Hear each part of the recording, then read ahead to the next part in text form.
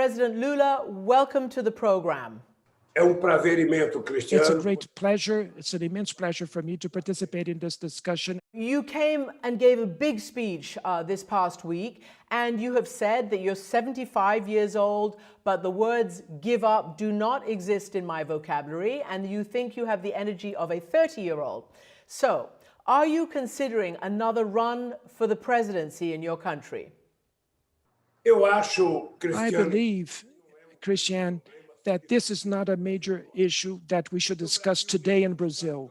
In Brazil today, we have to discuss the survival of our people.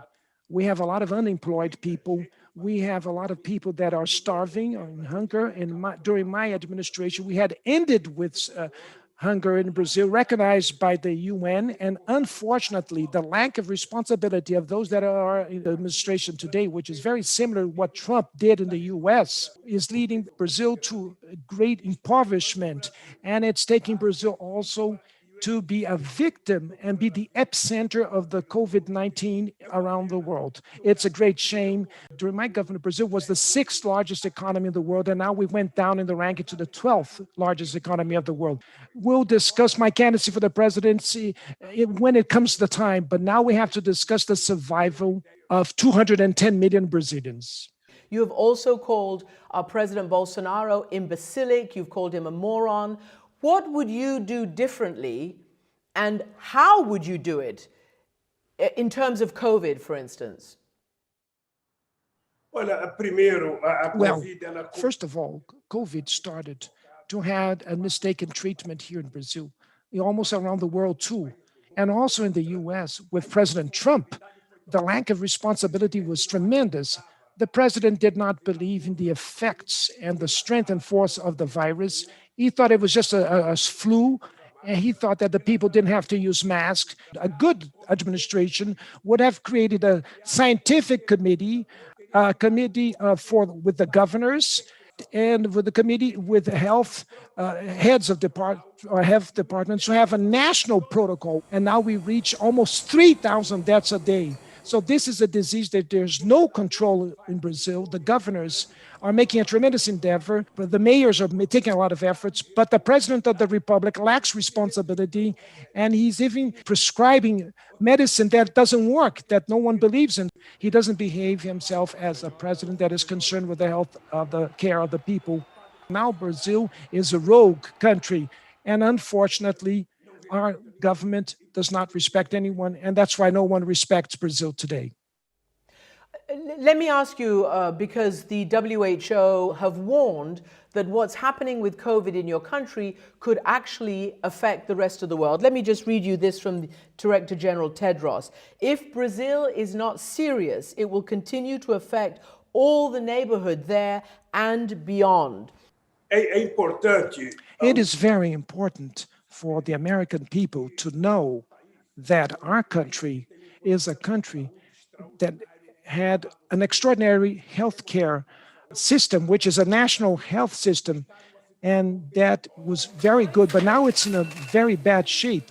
It's very important also to remember that Brazil, during the H1N1 flu, in 3 months, Brazil vaccinated 83 million people.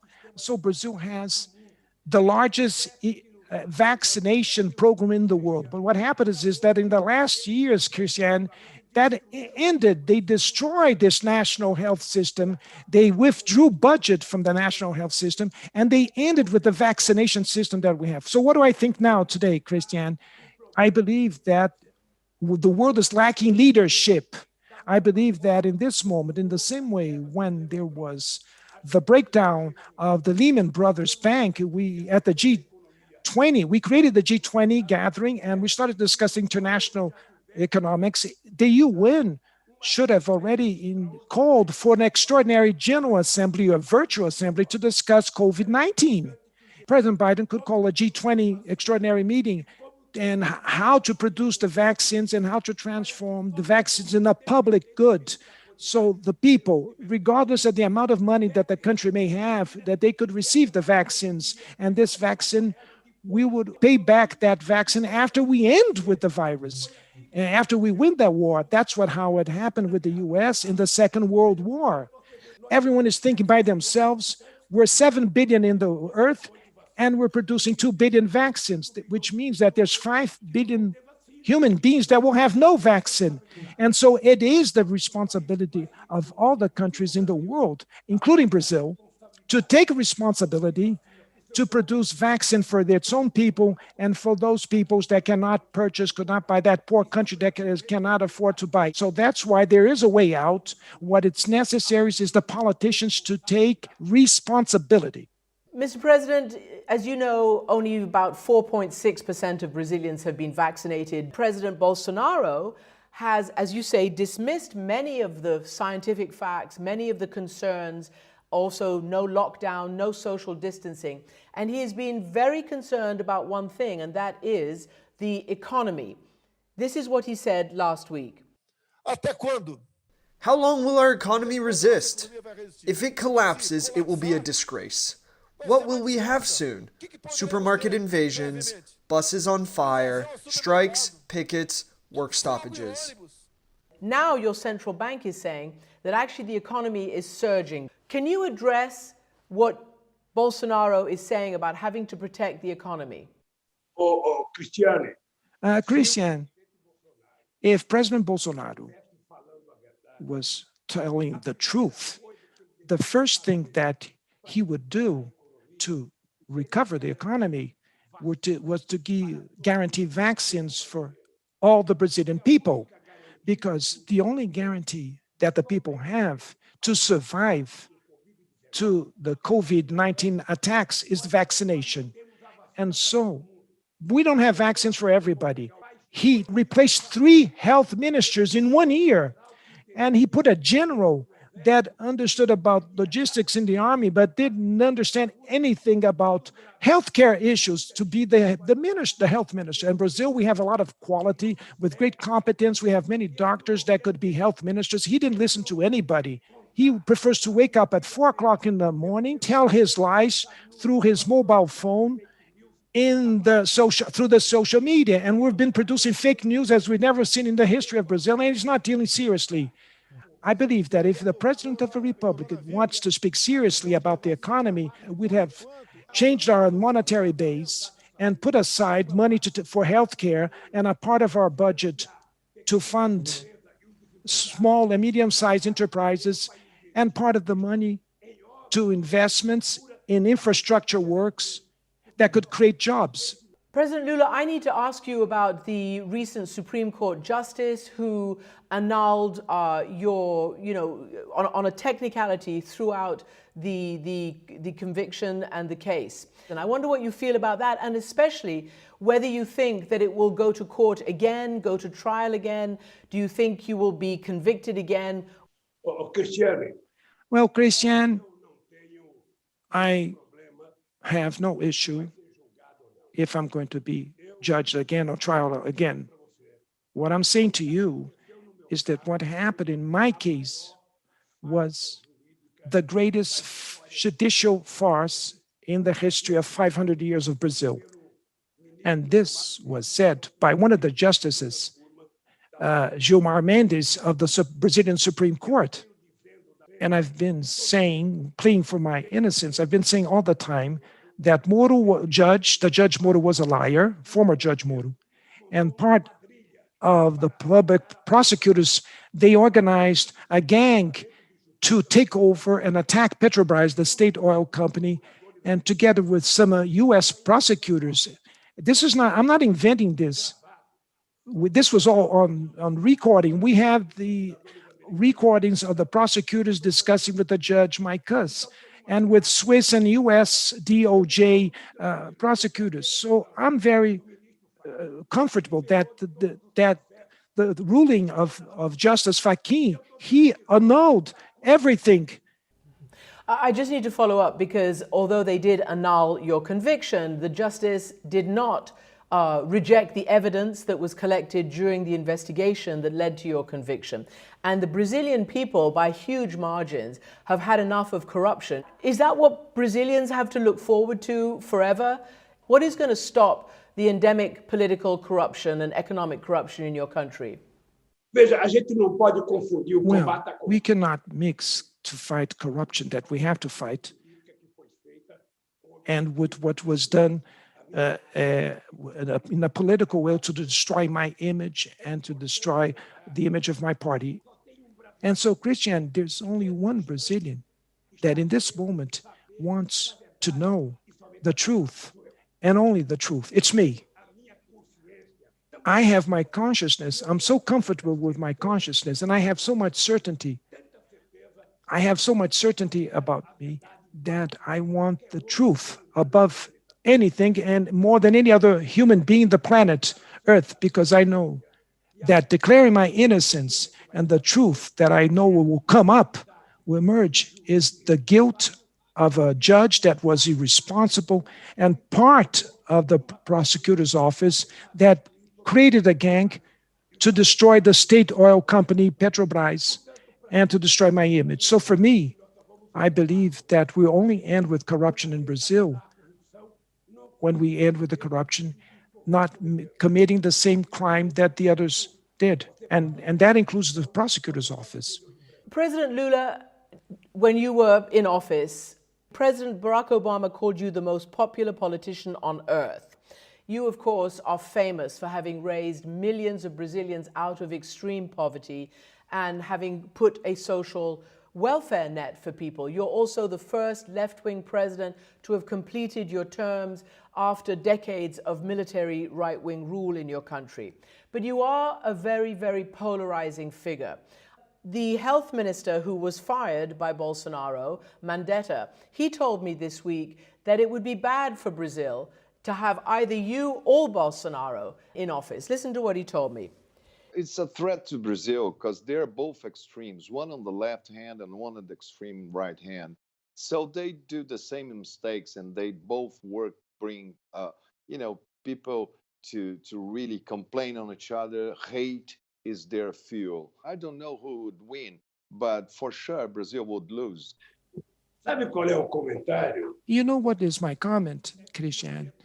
Is that Mandetta maybe can understand about healthcare, but in politics he doesn't understand anything. I'm not a new politician. I've been in the trade union movement since 1975. I'm a person that I've ran since 1989, and I lost 3 presidential elections. I've never been a radical. You can't call me a left-wing or a right-winger. The other day they asked me if I'm a communist, and I responded, I'm a lathe operator. I'm a worker that understood that politics was important and that the working people should participate in politics. And that's why I founded a party. Brazil experienced during the Workers' Party administration, the best administration in its history. The growth of the GDP, of the salaries going up, and the rising of the very poor, racial equality. We invested in the most miserable people, poorest people. 40 million people were lifted to middle class, and 36 million were lifted from extreme poverty. 70 million Brazilians opened new bank accounts. And so we developed one of the highest social inclusion programs in the world. I don't know if you know, Christian, because I don't have a university degree, and I was the president that opened more universities in our country, federal public, and puts more students in the university in Brazil than any other president in the history of Brazil. When I left the presidency after 8 years in 2 terms, I had 87% of the polls of support for my administration. Okay, so I'm going to ask you one more time, because you're clearly very passionate about your country and about your record, as you say, lifting so many Brazilians out of poverty. Would you consider a run again for president? Are you thinking about the possibility? I'm not asking you to give me a yes or no firmly, but is it something that you will consider? Ô, Cristiano, deixa eu te dizer uma coisa. Christian, let me tell you something. When I saw Biden being elected, I thought, he's 77. I still have 75. And I say every day that I have 75 years of age, but the energy and power of 30. So when it comes to the moment to run for the elections, and if my party and the other allied parties understand that I could be the candidate, and if I'm well in my health, with the energy and power that I have today, I can reassure you that I will not deny that invitation. But I don't want to talk about that. That's not my main priority. My main priority now is to save this country. We need to create jobs urgently. The economy has to go back to grow, and we need to vaccinate our society. I should say, and I know that the US has vaccines in a surplus and that they're not going to use all that vaccine. And maybe that vaccine, who knows, could be donated to Brazil or to other countries, even poorer than Brazil, that cannot afford to buy the vaccine. So one suggestion that I would like to make to President Biden through your program is it's very important to call a G20 meeting urgently. It's important to call the main leaders of the world and put around the table just one theme, one issue: vaccine, vaccine, and vaccine. This is even worse than the Second World War or the First World War. If we're not careful, we'll be killing more people will be dying than in the Second World War. So the responsibility of the international leaders is tremendous. So I'm asking to President Biden to do that, because I don't believe in my government. And so I couldn't ask for that for Trump, but Biden is a breath for democracy in the world. And so Biden could play this historical role to take the responsibility as the largest economy of the world to call the Indians, the Chinese, Europeans, everybody, and let's take action together against the COVID. Let's defeat COVID as we defeated the Nazis in the Second World War. This is what has to be done now, and urgently. I want to ask you about one last existential matter that even after COVID will plague this planet and its civilization, which Biden has already also made a priority, and that is the climate crisis. Deforestation in the Amazon has surged massively under this president, and he doesn't seem to take the climate emergency. Bolsonaro doesn't take it seriously. What needs to be done in your country right now to protect your country, to protect the indigenous people and the climate for your area and biodiversity for all of us? Olha, o Bolsonaro Well, efetivamente Bolsonaro effectively does not represent Brazil when we're talking about climate change. The only thing that Bolsonaro understands is to take care of his militiamen and to incentive people to buy guns. The rainforest in the Amazon is a cultural heritage of humanity under Brazilian sovereignty. So Brazil is the owner of the Amazon, but the fact that it's part of Brazil is not an impediment that we should participate in international agreements to conserve the Amazon rainforest with the rest of the world. We don't need gold prospectors or loggers in the rainforest. We don't need that.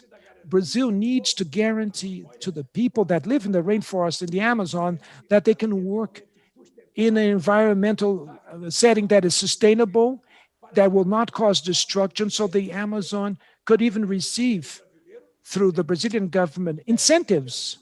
Now, it's very important for us that we have to make it clear in Brazil that this is Bolsonaro, and you can be sure, I can reassure you that there's a lot of people here in Brazil that are fighting to advocate and defend the rainforest in the Amazon, and that's why we need to call to re-elect or re-elect someone that has the mindset that is different from Bolsonaro. Bolsonaro is an evil for the Brazilian democracy, is an evil for the economy, for democracy, for education, and for peace. He's an evil in all these issues. And so we cannot continue with this man ruling our country. So let me just ask you then, do you regret your policies and the policies of the Workers' Party when you took a developmental, approach to the Amazon occasionally, especially with the Belo Monte Dam? It had huge negative environmental impact. I will be criticized because I should have built a lake for the dam in Belo Monte because the people thought I was going to generate electrical power with that. But I made all the agreements with all the indigenous people, with the people that live side by side the river. One day you come to Brazil, Christian, and whatever I'm busy, I will leave aside and I'll travel with you to Belo Monte in the Amazon, so you'll see with your own eyes what happened there. President Lula da Silva, thank you very much for joining me. Obrigado, Cristiano. Thank you very much, Christian.